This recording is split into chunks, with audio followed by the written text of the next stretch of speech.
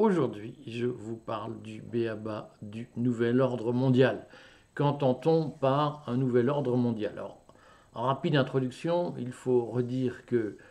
en 1815, les nations européennes se retrouvent au Congrès de Vienne pour réorganiser l'Europe et que nous vivons à cette époque dans un monde où la planète va être d'abord organisée par quelques dynasties européennes qui vont très largement se construire autour des Saxe-Cobourg-Gotha. Le roi d'Angleterre est un Saxe-Cobourg-Gotha, le roi de Belgique est un Saxe-Cobourg-Gotha, l'empereur russe, le tsar, est un Saxe-Cobourg-Gotha, et les Saxe-Cobourg-Gotha sont également liés à la famille de l'empereur d'Allemagne et à la famille du roi de Grèce notamment, pour ne citer que quelques dynasties qui vont jouer un rôle essentiel dans la construction d'un ordre européen qui va finalement déboucher sur la Grande Guerre de 14-18, en étant passé entre-temps par le Congrès de Berlin de 1885, où les nations européennes se partagent le territoire africain, les colonies, et vont donner naissance à ce qu'on a appelé l'impérialisme européen, hein, dont la Première Guerre mondiale marque l'échec. Alors, il se trouve que, en autre introduction, il faut dire que donc, les États-Unis sont absents de cet ordre européen et les États-Unis vont assez rapidement, au début du XXe siècle, promouvoir l'idée qu'il faut organiser le monde autour d'un ordre mondial qui ne soit pas un ordre de relations entre dynasties. Donc à partir des années 1900,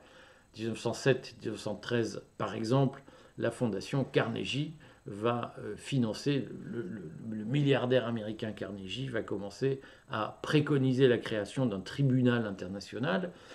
qui serait installé à La Haye, d'un univers, au fond, d'un ordre juridique, hein, d'un univers juridique qui devrait se construire, dont l'objectif final serait la paix entre les nations. Et c'est surtout l'idéal wilsonien, ce qu'on va appeler l'idéal wilsonien, hein, à partir de 1918, qui va donner naissance à la Société des Nations, qui est d'une certaine façon le premier exercice initié par les États-Unis pour construire un ordre mondial. Alors, on sait que cette Société des Nations va échouer à enrayer la montée du nazisme et va être remplacée en 1945 par les Nations Unies, qui vont, d'une façon ou d'une autre, mettre la guerre hors la loi, ou en tout cas avoir la prétention de le faire. La particularité des Nations Unies, c'est qu'elles sont essentiellement pilotées par un Conseil permanent de sécurité, avec 5 pays permanents, qui seront la Chine, l'URSS, la France, l'Angleterre et les États-Unis, et ce fonctionnement où l'un de ces 5 pays peut opposer son veto à n'importe quelle résolution de l'ONU va largement contribuer à l'échec de l'ONU, dont on connaît les péripéties, c'est-à-dire que même après la chute du mur de Berlin, les guerres continueront alors que les Nations Unies sont, d'une certaine façon, l'expression du dominium américain. Les États-Unis cannibalisent d'une certaine façon l'ordre mondial et utilisent, lorsque ça les arrange, les Nations Unies pour tenir les différents pays du monde, en inventant notamment le principe du droit d'ingérence, qui est un des grands principes de ce qu'on appelle les néocons, c'est-à-dire les néoconservateurs américains, qui considèrent que la défense de la démocratie doit passer avant la défense de la paix. Donc c'est dans ce contexte de l'échec de l'ONU que nous vivons, que nous avons vécu, avec des événements extrêmement importants comme la guerre en Irak, la guerre en Afghanistan, la guerre en Serbie, en ex-Yougoslavie. Tous ces événements ont montré que même une fois le bloc communiste effondré ou implosé, le dominium américain était incapable de garantir une paix entre les nations fondée sur un bon fonctionnement de l'Organisation des Nations Unies.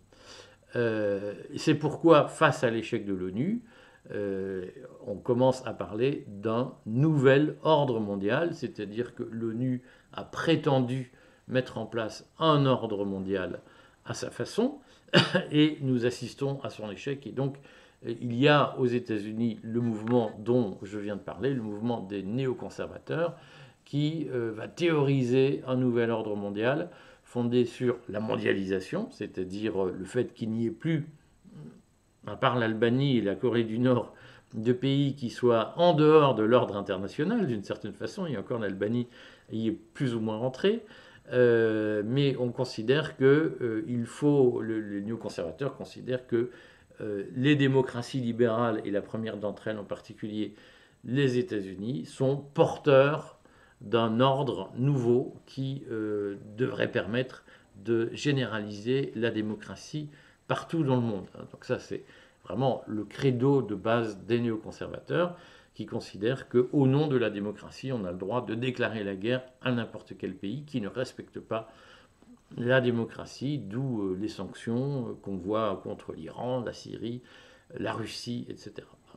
Alors bien entendu, c'est un ordre à géométrie variable. Mais donc le nouvel ordre mondial considère qu'il faut resserrer en quelque sorte le lien entre les nations. Alors, de ce point de vue, il y a deux discours qui désignent la même chose. Il y a le discours des mondialistes,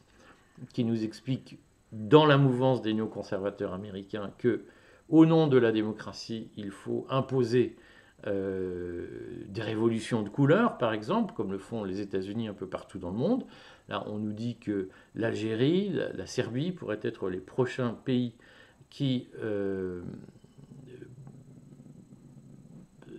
serait le théâtre de révolutions de couleur. Au nom de la démocratie, on considère qu'on peut mener des opérations militaires et que, d'une certaine façon, on peut répandre la pensée occidentale un peu partout dans le monde. Et ça s'appelle les Lumières, les libertés, défendre la démocratie, les valeurs démocratiques, tout un tas de discours qu'on entend, notamment à propos de l'Ukraine, à propos de la lutte contre la Russie. L'Ukraine a été présentée dans la propagande occidentale comme un rempart de la démocratie face à la dictature ou le monde autoritaire ou illibéral russe, ce qui ne manque pas de faire rire ceux qui connaissent l'Ukraine de l'intérieur, puisque on sait très bien que l'Ukraine est aussi un pays en fort déficit démocratique, avec notamment une mafia qui n'a rien à envier à la mafia russe ou à d'autres mafias qui existent. Le fonctionnement de l'Ukraine n'a rien d'un fonctionnement comparable à une démocratie libérale, bien entendu. Mais pour les besoins de la cause, on a utilisé la doctrine de la démocratie pour justifier le soutien qu'on apporte à l'Ukraine et justifier notre volonté non seulement d'intégrer l'Ukraine dans l'OTAN, mais aussi d'intégrer l'Ukraine dans un ordre nucléaire,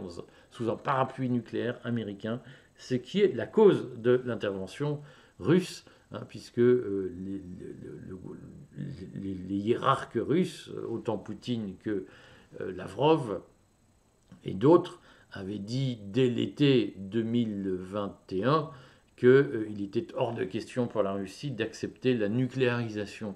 de l'Ukraine, et malgré les avertissements qui étaient très clairs, l'Ukraine a annoncé son intention d'héberger des armes nucléaires américaines sur son sol, ce qui a provoqué l'intervention russe très directement. Donc tout ça est parfaitement documenté. Et donc il y a aujourd'hui un discours en matière de nouvel ordre mondial qui consiste à dire qu'il faut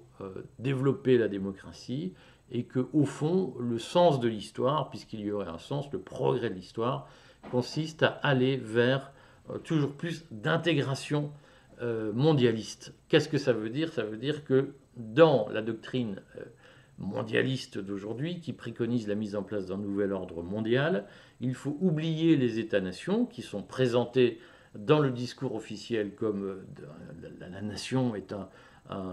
héritage obscur, obscurantiste, un héritage barbare, un héritage guerrier. C'est le national-socialisme de Hitler, c'est le fascisme, qui sont tous les deux fondés sur la nation, l'exaltation de la nation. Et donc,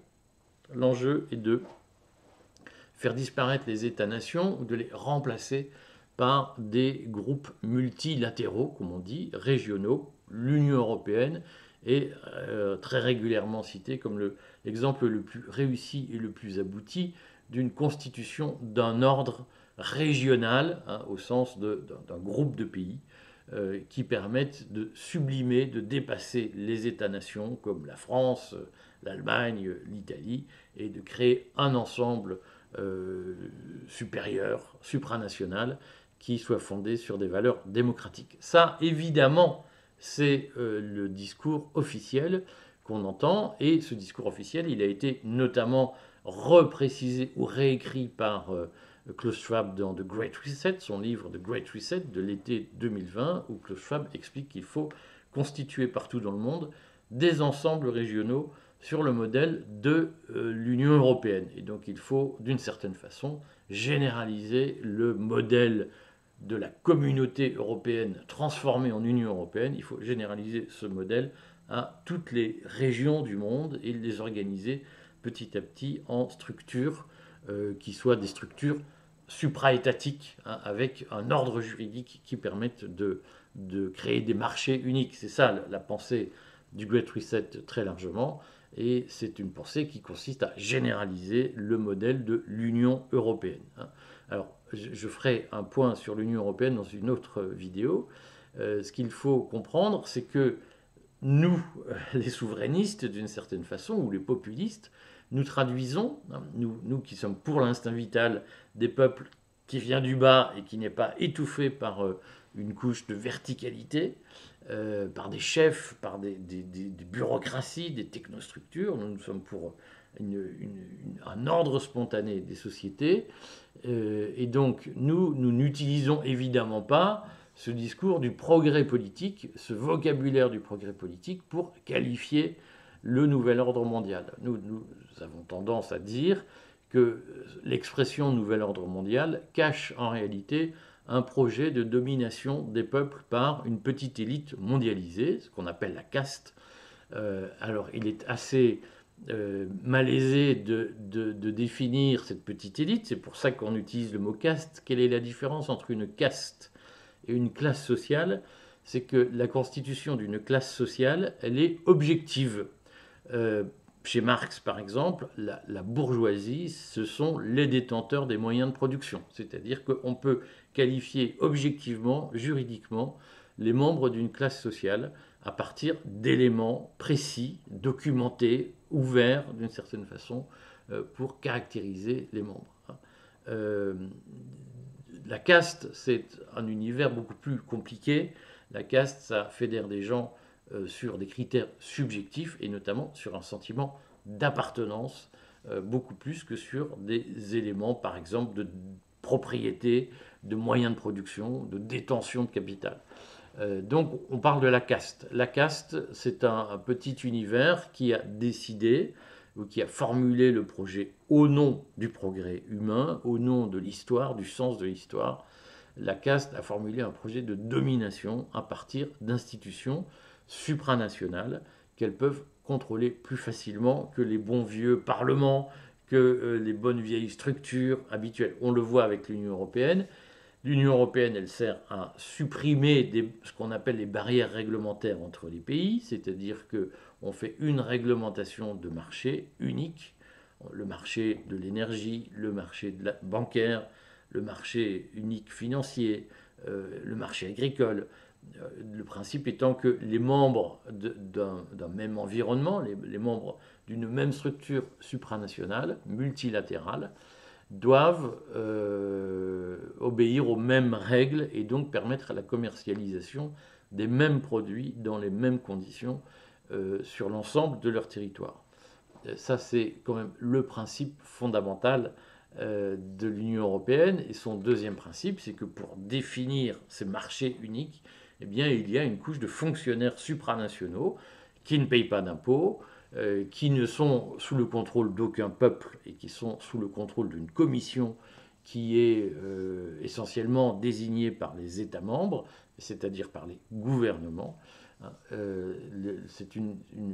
technostructure sous les ordres d'une commission qui est elle-même une forme de technostructure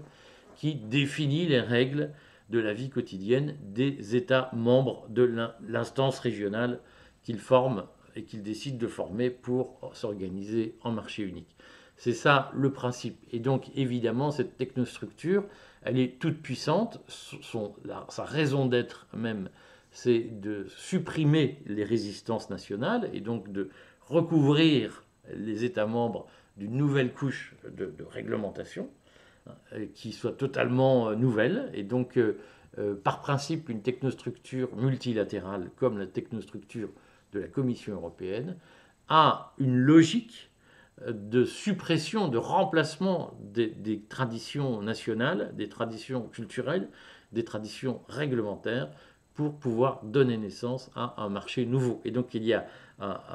une mécanique qui est par nature verticale